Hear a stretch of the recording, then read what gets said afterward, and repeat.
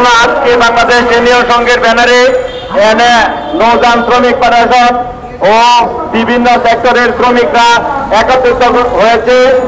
এটার জন্য যে সংগ্রামী শান্তি বন্ধুগণ, যে আজকে যে রাষ্ট্র এবং যে সমাজ ব্যবস্থাতে আমরা আছি, এখানে আমরা একটা জিনিসে দেখতে পাই, শুধু বিভিন্ন রাষ্ট্রপ্রধানদের বক্তব্য শুধু তারা মুখে বলে যায় যে আমরা শ্রমিক বান্ধব সরকার, কিন্তু প্রকৃতপক্ষে যখন শ্রমিকরা তাদের ন্যায় অধিকার প্রতিষ্ঠিত করতে যখন তারা আন্দোলন সংগ্রাম এবং তাদের প্রস্তাব করে পোষণ করে, তখনই তাদের উপরে নেমে আসে অন্যায়, অত্যাচার, জুলুম, নিপীড়ন।